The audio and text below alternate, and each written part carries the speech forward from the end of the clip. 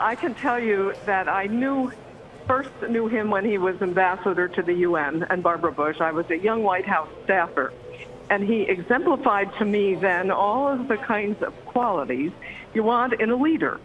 Quality of character, strength of character. And when I then later was honored to be his Secretary of Commerce, this was some 20 years later, I would say I saw those very same qualities as a boss. And he could be gracious and tough-minded all at the same time. And that was a wonderful lesson for me as a young person. I have faced over the years that kind of thing where some people thought I wasn't tough enough. And I think about George Herbert Walker Bush and how he was tough and courageous when he needed to be, but always gracious and civil and fun to be around. You served, correct me if I'm wrong, not just in President Bush's administration, but Richard Nixon, Gerald Ford, Jimmy Carter, and Ronald Reagan. I mean, that is quite a front row seat to presidential policy. Barbara, what can you tell us that distinguished President H.W. Bush among some of those leaders? Well, I think he was at a very consequential time in history, and he was a person of great principle and great consequence, I think. The end of the Cold War and the way that was so deftly and beautifully managed was just so masterful. And it could have been a time of great bloodshed and turmoil had it not been handled that way. I was serving at the UN General Assembly as a public delegate during that time. And I just remember all of those countries, particularly the ones in Eastern Europe, who said, oh, we'll never have German reunification. Well, they didn't want it, frankly, and it will take 100 years. And that was another of, I think, President Bush's great accomplishments. It happened quietly, peacefully, and it would not have happened had he not facilitated it. Guys, and then, of course, the courage that he showed when he decided to go into Kuwait and get rid of the aggressor there. John, would you agree that successfully ending the Cold War with a whimper, as it were, rather than a bang, was one of, if not the greatest achievement of his presidency? Yes, I think from the perspective of the United States and the entire world, that is the #1 achievement. But I would like to ask Secretary Franklin, who I covered, I remember when she became the Commerce Secretary, to reflect on the irony of President Bush, who ran for re-election, was defeated at a time when the mood was that the economy was bad, that he wasn't focused on the economy. In fact, the economy had left recession, was growing in the fall of 1992, and as I mentioned a few moments ago, he cut that budget deal that laid the groundwork economically for the boom of the 1990s. How do you think he processed that at the time, being put out of office in a general public mood of negativism, not appreciating the things that he had done to help right the ship? Well, I think he always took a longer view and thought that history would take care of this and how he was viewed. He was courageous to break his no new taxes pledge and go for that budget deal. No question about it. And I did look up for my own edification yesterday the GDP growth in 1991, and for I think several quarters it was negative. We were in a recession, but by the time we got into 1992, and certainly by the third quarter, it had turned positive between 3% and 4%. And nobody felt that.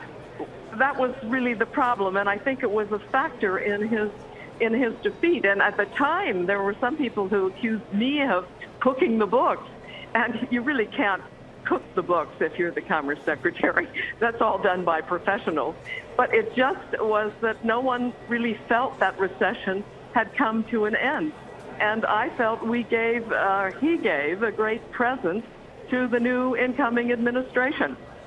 He also helped, as I said, I think he believes history will take care of how he's viewed. He also helped clean up the savings and loan crisis, which is something that had grown progressively worse toward the end of the Reagan administration, and much of his first year in office, economically speaking, was consumed with working with Democrats in Congress to bail out that industry or resolve those institutions through the Resolution Trust Corporation.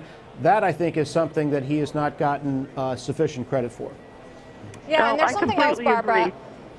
I just wanted to bring up China because it is so in the news today, and the market is sort of celebrating the ceasefire between President Trump and President Xi. In Argentina, President Xi said he was greatly saddened by President Bush's passing. He said he's someone who made important contributions to the China-U.S. friendship and relationship during his lifetime. Can you describe some of those contributions to the relationship and how he might have seen this trade war? Yes, I can tell you. Well, first, you know, he served as the liaison officer. This was subsequent to the Nixon trip in '92. So this would be the '72, the mid '70s when he and Barbara Bush were there. But then, when we were in office, when he was president, that was a time in 1989 that the crisis, the crackdown at Tiananmen Square, happened. And the U.S. was very unhappy about that. And he, as president, struck a very delicate balance. We placed 8 sanctions on China, but he did this and managed it in such a way so that the U.S. was showing its displeasure about what happened, but was not trying to just crater the entire relationship.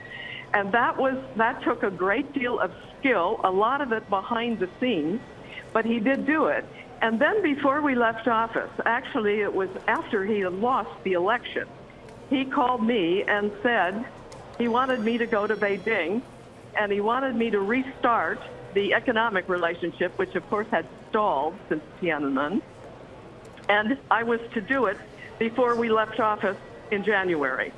And so we put a mission together, presidential mission, very quickly, went to Beijing in December of 1992, and I convened with my counterpart, the U.S.-China Joint Commission on Commerce and Trade, JCCT, which had the effect of restarting the economic relationship, giving a green light to American companies that wanted to go to China. And of course, we know what happened afterwards, they did. And China delivered on this trip. We came back with $1 billion worth of signed contracts between U.S. and Chinese companies.